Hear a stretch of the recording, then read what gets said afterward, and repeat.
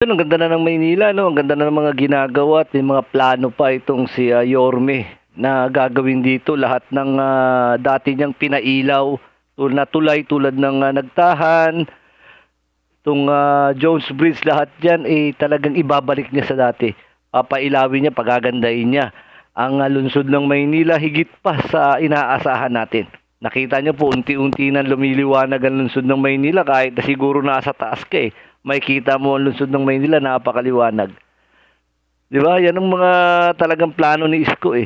Na noon pa man, unang upo niya pa lang noon, ginawa na niya yan. Kaso pinabayaan. Yun lang po ang nangyari. Kaya ngayon, doble siya. Kasi dapat ang ginawa noon eh, mga ilang nakaupo, dapat ang ginawa, pinagpatuloy yung kanyang mga proyekto. Kaso natigil po. At yung iba'y nasira na at pinabayaan. Kaya ngayon po, nadodoble yung mga ginawa niya dati, binabalik niya ulit ng paunti-unti. Kaya yung mga ilang mga nagsasabi diyan na bakit daw ang daming pumupuna eh. Ang dami talagang pumupuna ngayon. Grabe. Yung ma-delay lang ng konti yung naku po, sobra nila po. Bakit hindi niyo ginawa yan dati? Doon hindi lang delay, talagang hindi na nagawa. Pero ngayon lahat punado nila eh, no? Pinupuna nila lahat. Lalo na itong pagkikita ni Presidente Bongbong at itong si Yorme. Grabe lagi yung puna nila, no? Iba yung dating sa kanila eh. Lalo na yung mga ibang vlogger na pulpul. Ang daming mga negatibong comment na itong mga to. Meron pang pamura-mura eh. Diba? Wala naman natang bilang yung mga vlogger na yan. Ay ang mga ginagawa lang yan ay punahin yung mga ginagawa ni Isko at ng ating mahal na Pangulo. Tandaan nyo po, yung pagkikita ng ating Pangulo at ng ating Mayor, Isko Moreno, para po sa Manileño yan. Para po sa Maynila, para sa ikagaganda ng ating lungsod. Wala pong halong politika yan. Sinasabi lang po nila eh, na politika yan eh. Tandaan nyo po, kay Mayor Isko, ang politika sa panahon lang ng eleksyon. Pero pagkatapos yan, wala na po. Bati-bati na po. Nakita niyo naman, di ba? Ni si Congressman Chua nga eh, kung ano-ano yung sinabi sa kanya, kung ano-ano yung binanggit sa kanya, mula ulo hanggang paa, talaga kung ano-ano sinabi. Pero nandyan pa rin kasi nga, sabi ni Mayor, tapos na ang politika. Di ba, hindi natin kailangan anong gagawin. Hindi katulad. Gagawin, gusto nyo, habang nakaupo si Yorme, awayin niya ng awayin. Ganon. Hindi ganon ang mindset ni Yorme. Matalino po ang ating mayor. Hindi po niya gagawin yun. Kasi kung ngayon ang iisipin niya lagi, yung pagganti o pagbawi sa mga kalaban niya, wala siyang magagawa. Hindi niya kayang magawa yung kanyang pangako kung doon siya pupokus. Kaya ginawa niya, inisantabi niya yan. Nag-focus siya dun sa talagang gagawin niya. Yun sa mga pinangako niya dito sa lungsod ng Maynila. Pero yung mga ilang mga hindi pa makamove on, tulad nung sinabi ko, hanggang ngayon, ganun pa rin na sinasabi. Inuulit ko po, na si Isko, pagdating ng eleksyon, dyan lang po yung time ng pamumulitika. Nung panahon nga ng eleksyon eh, di ba, nakita nyo bang nanira si Isko ng mga kalaban niya? Nagbabanggit siya, nagsasabi siya, sinasagot niya lang yung ilang mga binabati ko sa kanya, pero yung sisiraan niya na gano'n, wala tayong narinig na sinisiraan niya. Kasi alam niya na mahal siya ng Manileño. Alam niya na talagang yung suporta ng Manileño sa kanya nandiyon. Kaya hindi niya pwedeng pabayaan. Hindi niya pwedeng baliin yung pangako niya. Kaya nung nanalo siya, inisantabi niya ang politika. At kahit na marami siyang nakita o marami sinabi sa kanya noong panahon ng eleksyon, binaliwala po niya. Dahil ayaw niya mag-focus sa mga ganung bagay. Ayan lang po, yung mga pulpul na vlogger lang po ang mga nagsasalita ng kung ano-ano mga pinagsasabi nila sa pagkikita ni Presidente Bongbong at ni Yorme Isko. Nadadamay pa pati yung papatigil o pagbabawal ng mag-rally dito sa Mindiola. Wala pong kinalaman yan. Yung pag-rally po sa Mindiola, malaki pong tulong yan na pagpapabawal o pagbawal dyan sa pagrarally dyan. Sabi ni yung iba, naririnig ko, ano lang yan yung sinabihan lang yan ng mga presidente na itigil na ganun. Wala po. Hindi po ganun. Yung mindset nyo lang po ang ayusin natin.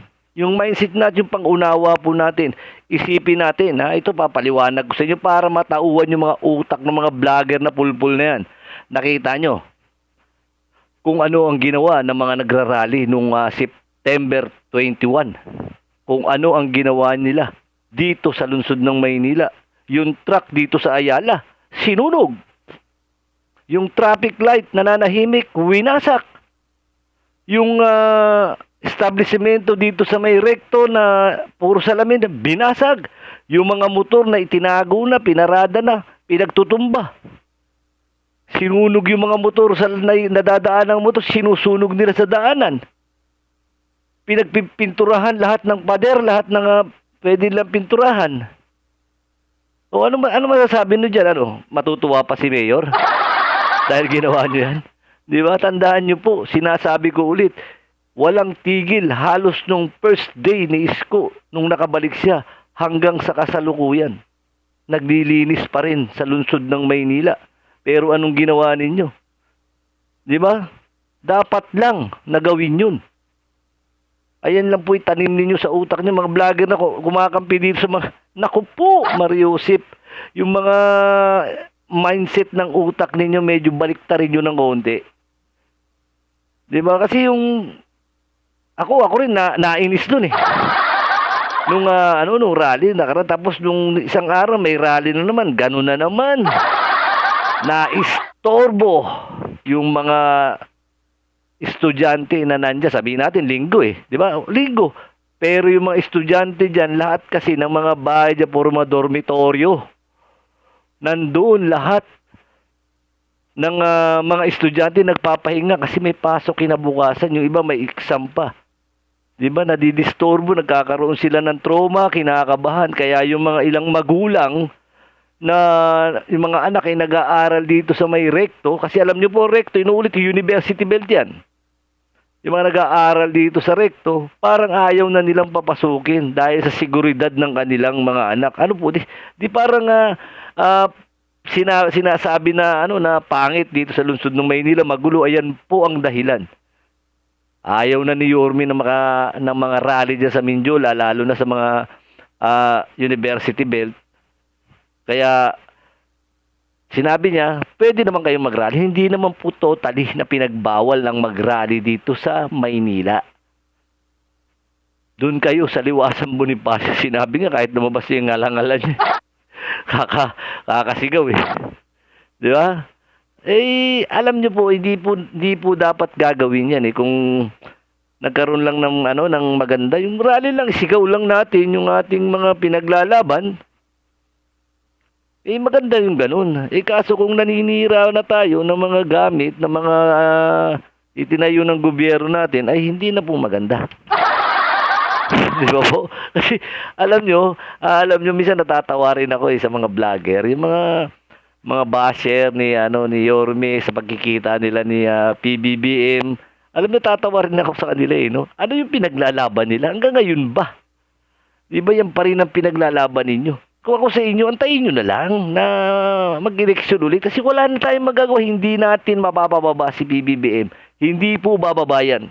Dahil maganda rin ang kanyang ginagawa. Maganda ang ginagawa ni Yorme. Pinag-combine silang dalawa. Nag-combine pala silang dalawa. Di lalong gaganda. Diba? Sa inyo kasi, yung inggit na yan naiinis kayo habang nakikita ninyo na may ginagawa yung presidente natin at siyempre katulong na itong mayor ng lungsod ng Maynila kasi alam nyo kung magkaatatalo o hindi magkukumbine yung presidente natin at itong Maynila, wala po kasi capital po itong Maynila, kailangan magkasundo sila. Kita nyo ngayon, ganda di ba? Nagtutulungan sila kung paano pagandahin itong Maynila. Doon, naiinis yung mga ilang vlogger. Di ba, yung umaapoy yung mga tumbong. Dahil dyan sa inggit yan, siyempre alam nila, ang ganda ng ginagawa ng presidente at ni Isko, isipin nila paano na yung amo ko, bakit hindi na makabalik? Yun ang iniisip ng mga yan, kaya galit na galit, nagbumura na, kami po ay natatawa lang sa inyo. Natatawa lang po kami sa inyo, sa mga sinasabi nyo sa vlog ninyo. Di parang, parang hindi nyo pinag-iisipan. Parang yung utak ninyo nandito, sa tumbong. Diba? Ayaw nyo na lang manood, bibigyan pa natin na negative. Pero siguro kung yung amo nyo yung gumawa niyan, proud na proud kayo. Sigurado yan.